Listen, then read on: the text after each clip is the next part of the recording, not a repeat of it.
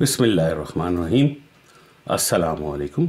मनकुलात media group के Pakistan, Europe और America समेत दुनिया भर की खबरों के हफ्त रोज़ा खबरनामे के साथ मैं हूँ आपका मेज़बान सैयद निज़ामुद्दीन चिश्ती। सबसे पहले हेडलाइंस। पाकिस्तान भर में हफ्ते और इतवार की रात बिजली का ब्रेकडाउन।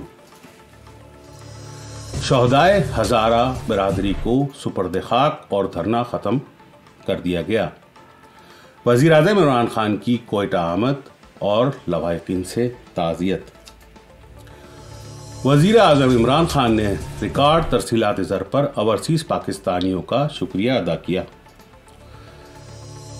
जनरल कमर जावेद बाजवा ने कहा है कि मुल्क को दरपेश चैलेंजेस से निपटने के लिए सबको मिलकर काम करना होगा। पाकिस्तान और अमेरिका ने खित्ते में मुश्तरका अहदाफ के हसूल के लिए एक दूसरे से ताउन जारी रखने पर इत्तेफाक किया है। पाकिस्तान पर इसराइल से सफारती ताल्लुकात के लिए दबाव में इजाफा हो गया है। रूस और जर्मनी ने कोरोना वायरस के खिलाफ एक दूसरे से हर मुमकिन ताउन का फैसला किया है। अमरीकी कांग्रेस ने जो बाइडेन के अमरीकी सदर बनने की आईनी तौसीफ कर दी है। अरब ममालिक ने 3 साल बाद कतर से ताल्लुकात बहाल और सरहदें खोल दी हैं। बरतानिया ने इंग्लैंड में दाखिले के लिए कोरोना की मनफी रिपोर्ट दिखाना लाजिम करार दे दी है। ईरान ने कमांडर कासिम सुलेमानी का कत्ल का बदला लेने का फिर ऐलान किया है।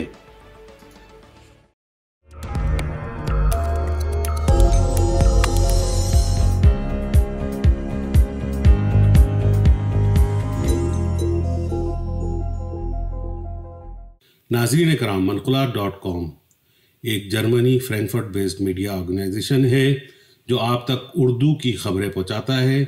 हमारे प्रोग्राम सोशल मीडिया पे मनकुलात के नाम से आप देख सकते हैं। यूट्यूब पे मनकुलात के प्रोग्राम को लाइक कीजिए और बावक्त बरखबर रहने के लिए हमारे चैनल्स को सब्सक्राइब कीजिए और बेल आइकन का बटन दबाना मत भूलिए। अब खबरें तफसील के साथ। पाकिस्तान भर में हफ्ते और इतवार की रात बिजली का ब्रेकडाउन हो गया, जिसके बाईस पूरा मुल्क अंधेरे में डूब गया। इब्तदाई इत्तलात और वफाकी वजीर तवानाई के मुताबिक नेशनल ग्रिड में खराबी और फराहमी अचानक सिफर पर आने की वजह मालूम की जा रही है। वफाकी वजीर तवानाई उमर अयूब के मुताबिक बिजली की जल्द अज जल्द बहाली के लिए इक़दाम किए जा रहे हैं। वज़ीर आज़म पाकिस्तान इमरान खान ने बलूचिस्तान के इलाके मच में दहशतगर्दी का निशाना बनने वाले 10 हज़ारा बरादरी के शहदा के लवाहिकीन और अमायदीन हज़ारा बरादरी से कोयटा में मुलाकात की। वज़ीर आज़म इमरान खान ने शहदा के लवाहिकीन से ताज़ियत करते हुए यकीन दहानी कराई कि वाक़े में मुलव्विस दहशतगर्दों को फौरी गिरफ्तार करके करार वाकई सज़ा दी जाएगी। इमरान खान ने कहा कि हज़ारा कम्यूनिटी को तहफ़्फ़ुज़ फराहम करना हुकूमत की जिम्मेदारी है और हुकूमत इस बात को यकीनी बनाए। वज़ीर आज़म पाकिस्तान ने कहा कि बलूचिस्तान में दहशतगर्दी एक आलमी साजिश का हिस्सा है और हालिया वाक़े में भारत मुलव्विस है। कबल अज़ीं हफ्ते की शब वज़ीर आला बलूचिस्तान जाम कमाल खान, वफाकी वज़ीर Ali Zaidi, district speaker Qasim sorry, मावन ख़ुसूसी जुल्फ़ी बिकारी और सूबाई वज़रा समेत दीगर ने दर्जनात मुंतज़मीन से मुज़ाकरात किए। कामयाब मुज़ाकरात के बाद मुंतज़मीन के मुतालबात तस्लीम कर लिए गए, जिसके बाद धरना मुंतज़मीन ने धरना ख़त्म करने का ऐलान किया और हफ्ते की सुबह तमाम शहदा की नमाज जनाजा अदा की गई और बाद अज़ा इन्हें सुपर्द खाक कर दिया गया।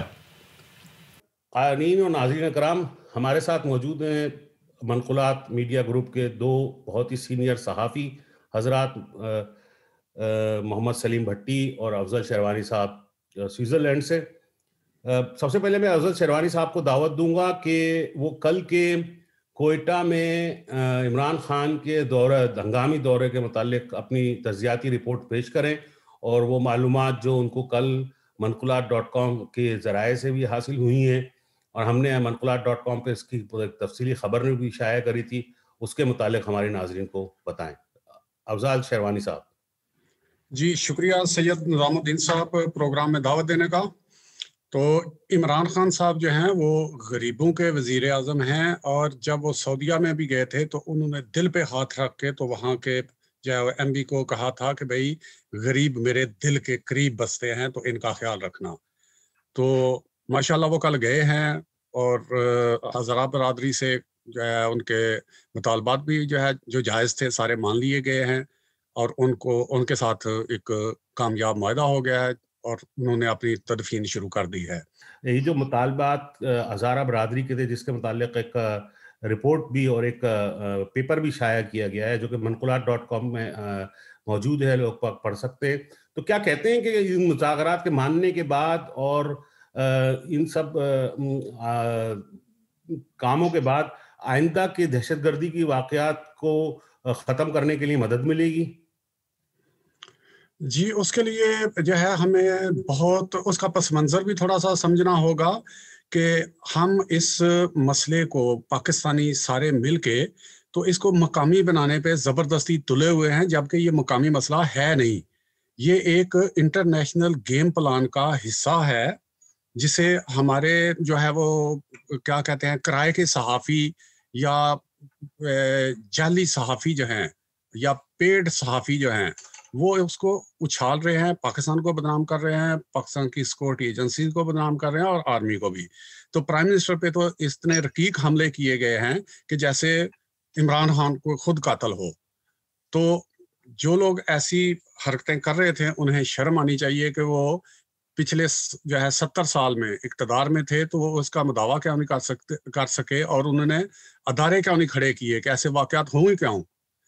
تو اصل یہ مسئلہ جو انٹرنیشنل گیم ہے وہ ڈس انفو لیب جو انڈیا نے اس کے مددگار بھی بے شمار تھے، 15 سال چلاتے رہے ہیں اور کسی کو کانو کان خبر نہیں ہوئی، اس سے توجہ ہٹانے کے لیے یہ انڈیا نے اپنے جو ان کے سلیپر سیل ہیں یا کلبھوشن یادو کی جو ہے وہ باقیات ہیں ان کو ایکٹیو کیا ہے کہ یہ ایک بہت بڑا ایک بین الاقوامی مسئلہ بن گیا ہے۔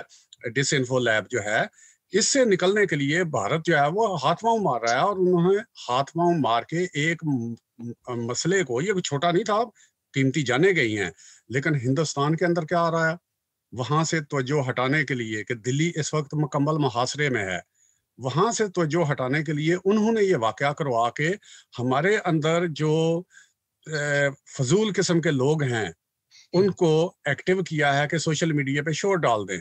جی جناب افضل بھائی، یہ تو افضل صاحب شیروانی صاحب کے یہ اس میں دو رائے نہیں ہے کہ یہ ایک واقعہ جو ہے ایک بین الاقوامی پس منظر رکھتا ہے، اور اس میں اگر ہم ذرا سا اس کو ذرا گہری نظر سے دیکھیں تو ہمیں نظر یہ بھی آتا ہے کہ پاکستان حالانکہ قبول نہیں کرتا ہے کہ اس پہ کوئی دباؤ نہیں ہے اسرائیل کو تسلیم کرنے کے لیے، لیکن پاکستان کے ارد گرد کی تمام حکومتیں جس میں عرب دنیا کے ممالک، جس میں ترکی شامل ہیں، وہ اسرائیل کو تسلیم کر چکے ہیں، اور یہ دباؤ یقیناً پاکستانی حکومت پہ اور پاکستان کی یہ فیصلہ سازی کے اداروں پر بہت زیادہ ہوگا۔ تو کیا آپ سمجھتے ہیں کہ یہ اسی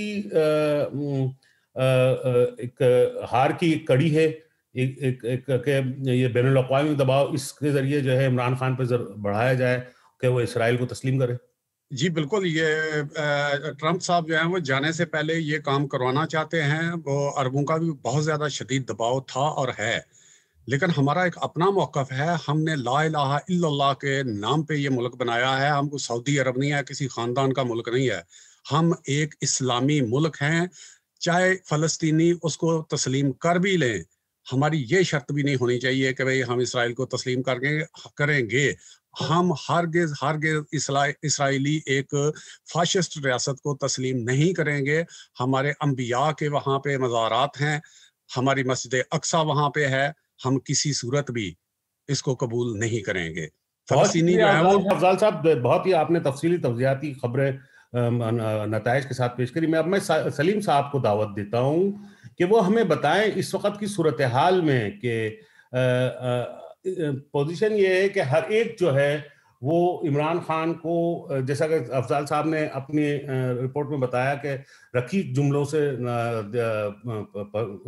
غضن پہنچانے کی کوشش کر رہا ہے, اور سوشل میڈیا پہ اور ایک یعنی کہ ایک طوفان بدتمیزی اٹھ چکا ہے کہ وہ اس طرح سے لگ رہا ہے کہ عمران خان ہی اصل مجرم ہے.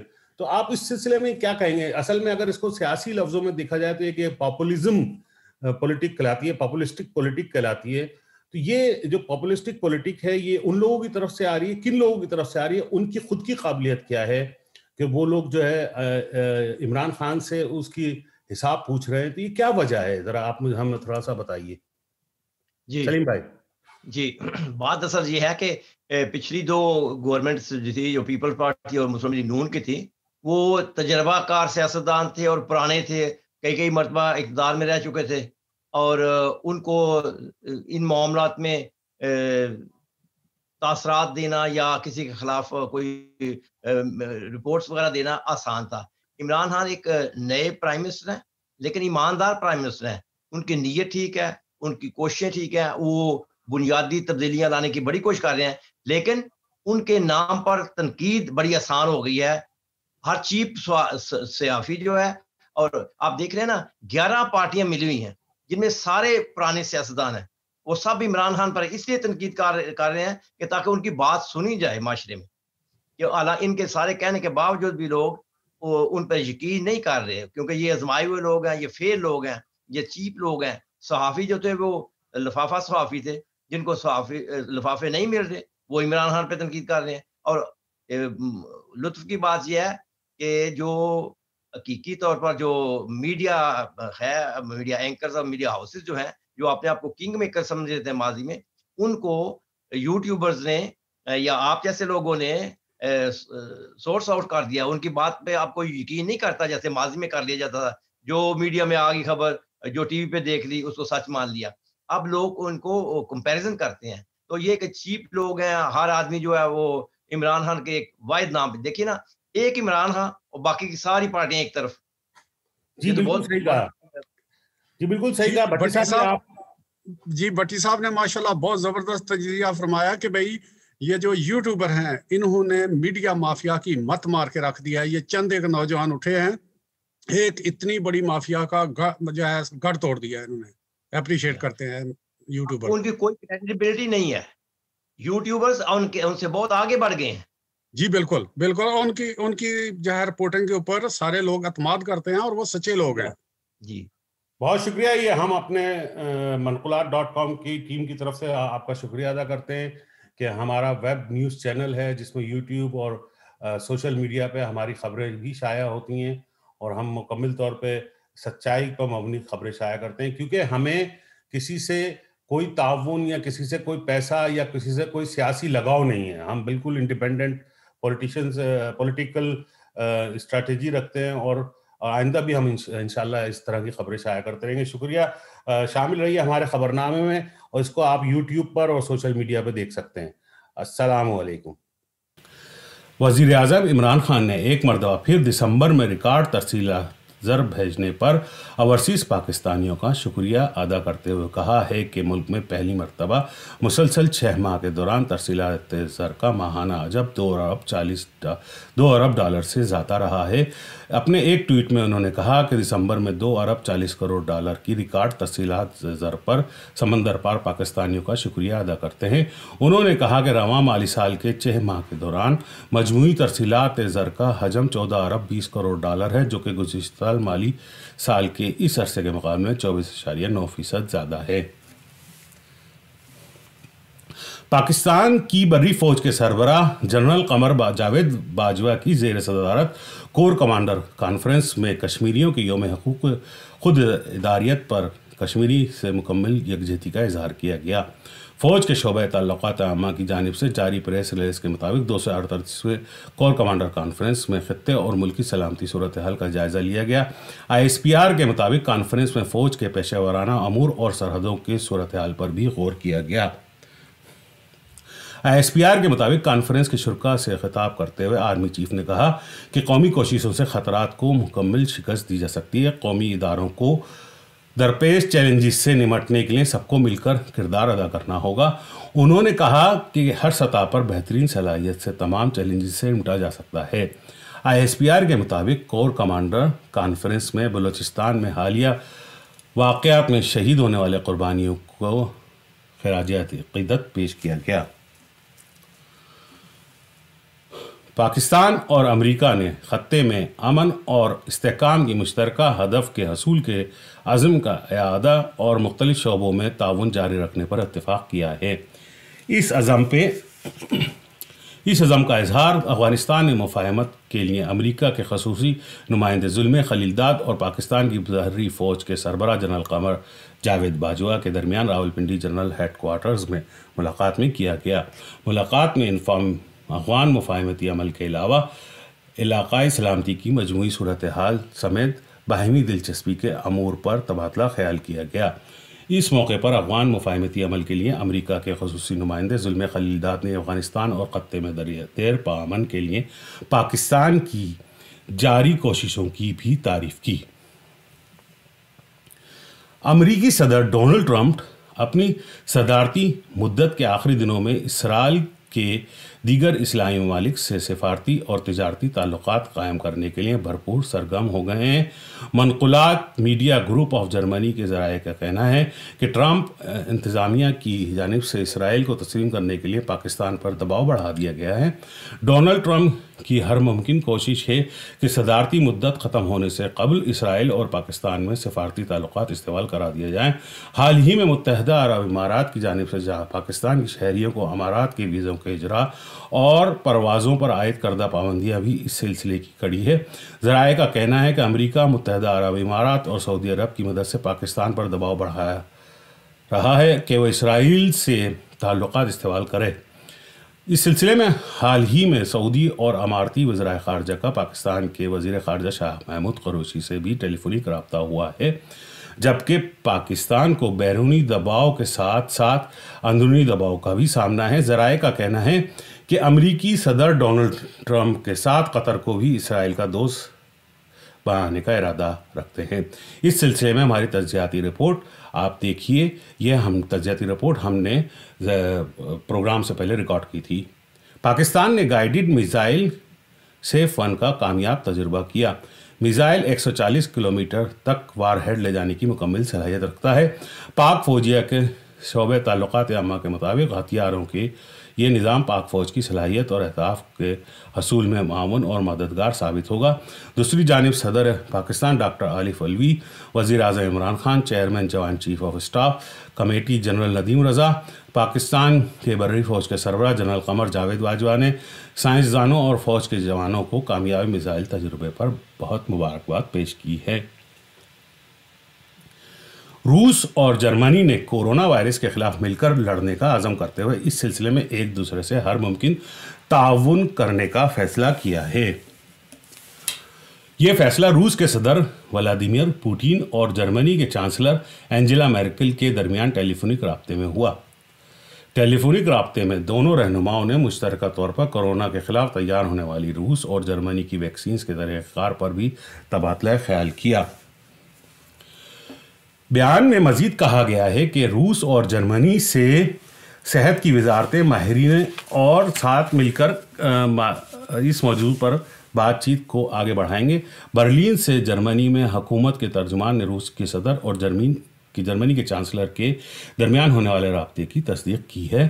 یاد رہے کہ روس نے اگست کے وسط میں ملک میں تیار ہونے والی کورونا ویکسین اسپوتنک 5 کے استعمال کی منظوری دی تھی.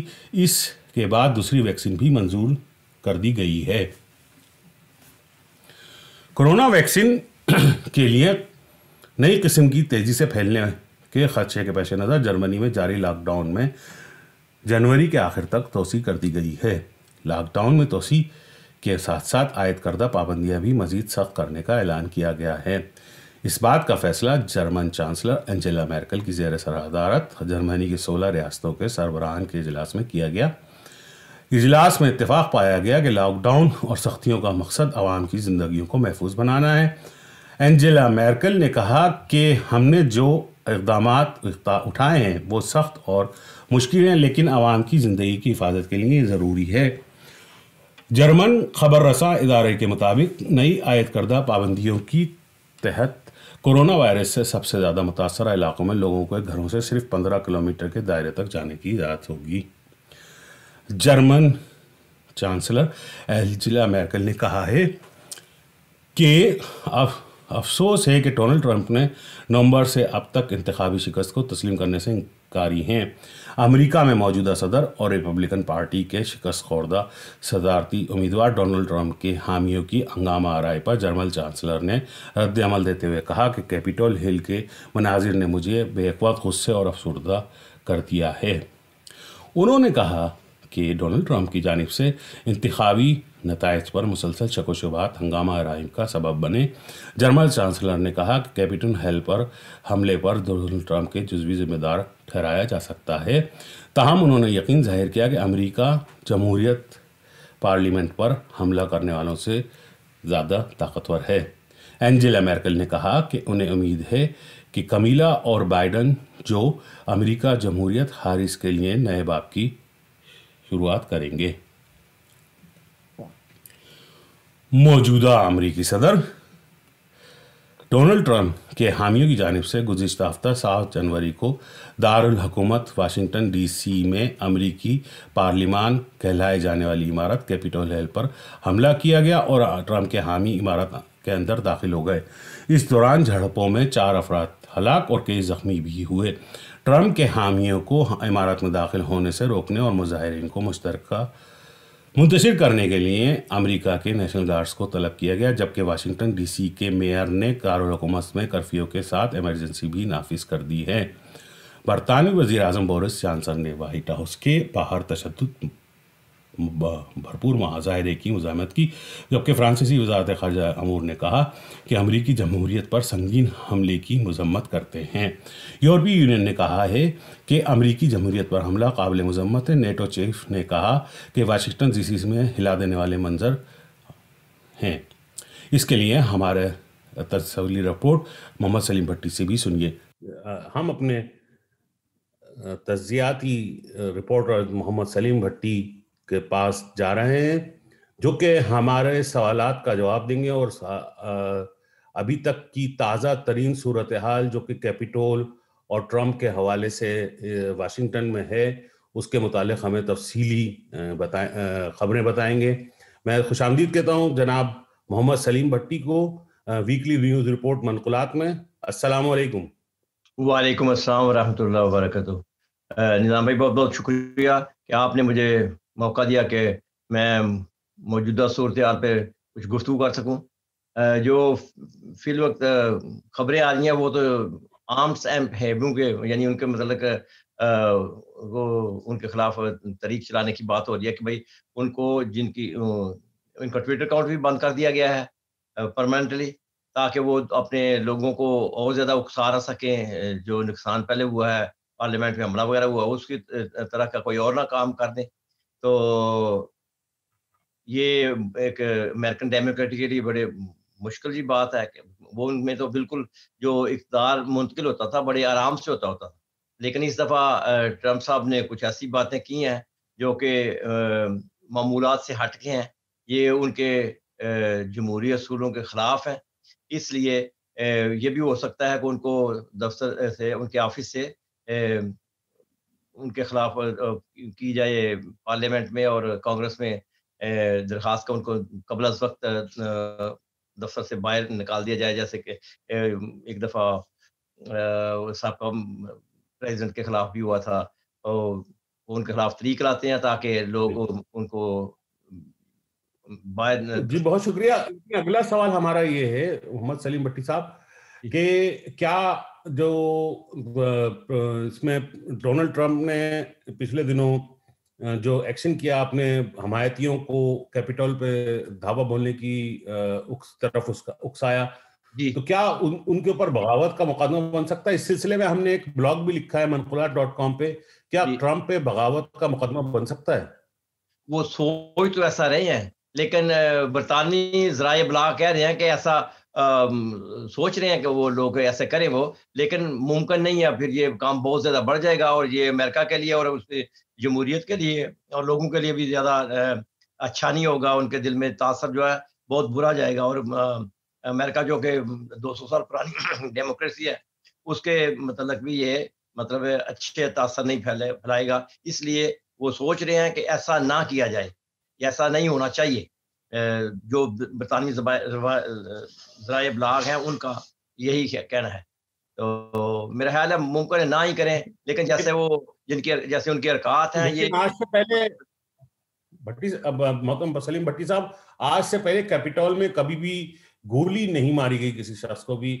ایک ذرائع کی ویڈیو کے مطابق آپ دیکھ سکتے ہیں، وہ ہم یہاں پہ نہیں چلائیں گے، کہ کیپیٹول میں داخل ہوتی ہوئی عورت کو فوری طور پہ اس کے ایگزیکیوٹ کر دیا گیا جیسے اس نے اپنا سر اٹھایا. تو کی اطلاعات کے مطابق 4 سے زیادہ لوگوں کو گولیاں لگ چکی ہیں، مرے ہیں وہ وہاں پر ان کو. تو اس کا کیا آپ کہتے ہیں کہ کوئی اس کا کیا لانگ ٹرم بیسس پہ کوئی وہ رد عمل سامنے آئے گا؟